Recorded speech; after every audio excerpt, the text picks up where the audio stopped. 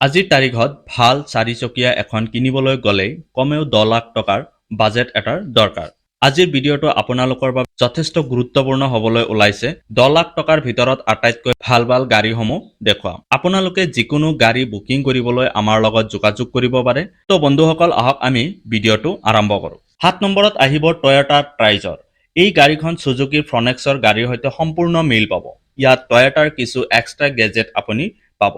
বাকী গাড়ীখনৰ ভিতৰ অংশ ফ্ৰনেক্সৰ লগত একেই। সন্মুখত বাম্পাৰ গ্ৰিলত অলপ সালসলনি পাব। ইয়াত আপুনি 1.2 লিটাৰ পেট্ৰল ইঞ্জিনৰ 89 bhp পাৱাৰ পাই যাব আৰু মাইলেজৰ দিশত আপুনি 17 পৰা 20 kmpl পাব। যদি আপোনাৰ বাজেট 10 লাখ টকা তেন্তে আপুনি ইয়াৰ এছ মডেলটো পাব।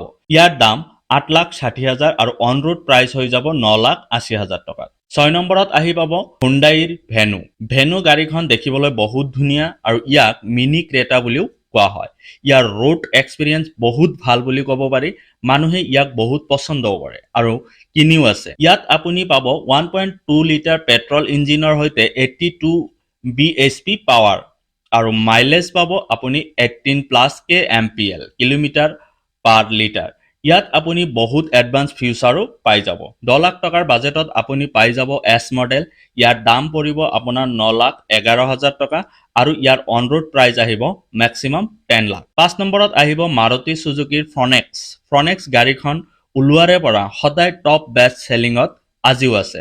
আপুনি ৰাস্তাত 10খন গাড়ী দেখা পালে তাৰে 2খন ফ্ৰনেক্সে দেখা পাব। ফ্ৰনেক্সত আপুনি 1.2 লিটাৰ পেট্ৰল ইঞ্জিনৰ সৈতে 89 bhp পাৱাৰ পাই যাব আৰু মাইলেজ পাব এবভ 20+ kmpl। আপোনাৰ বাজেটত আপুনি ডেল্টা মডেলটো পাই যাব।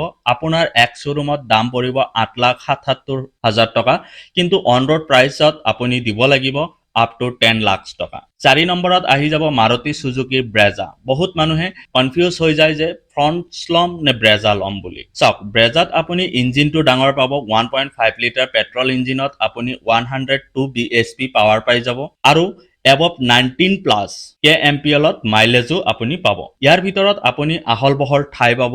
আপুনি আপোনাৰ বাজেটত ভাল মডেলে পাই যাব। আপুনি পাব LXi মডেল, যাৰ এক্স শ্বৰুম প্ৰাইচ 8,35,000 টকা আৰু অন ৰোড প্ৰাইচ 9,70,000 টকালৈকে আহিব। আপুনি যদি BXi ল'ব খোজে তেন্তে আপোনাৰ পৰিমাণটো অলপ বেছি হ'ব, মোটামুটি আপোনাৰ 11 লাখ টকা পৰি যাব।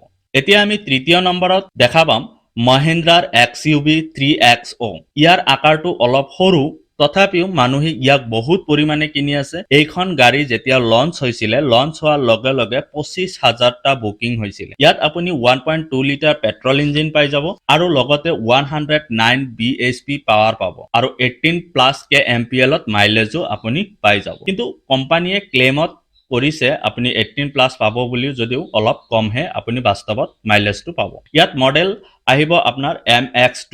ইয়াৰ এক্স শ্বৰুম প্ৰাইচ 9 লাখ আৰু অন ৰোড প্ৰাইচ মোটামুটি আপোনাৰ 10,20,000 টকাৰ পৰি যাব। দ্বিতীয় নম্বৰত আহিব কিয়াৰ সনেট। কিয়াৰ সনেট হুণ্ডাইৰ ভেনুৰ লগত সম্পূৰ্ণ মিল থকা এখন গাড়ী। ইয়াত পাব আপুনি 1.2 litre petrol engine, 82 bhp power আৰু 19+ kmpl মাইলেজ। ইয়াত ওয়্যাৰলেছ চাৰ্জাৰো আপুনি পাই যাব। এইটো এটা এক্সট্ৰা ফিচাৰ্ছ। কিয়াৰ গাড়ী আপুনি হুণ্ডাইতকৈ বেছি সুৰক্ষা পাব। ইয়াৰ সেফটি ৰেটিং বহুত ভাল। ইয়াত H5K মডেল আপুনি পাই যাব, যাৰ এক্স শ্বৰুম প্ৰাইচ 8,90,000 টকা আৰু অন ৰোড প্ৰাইচ আপোনাৰ আপ টু 9,95,000 টকা পৰ্যন্ত আহিব।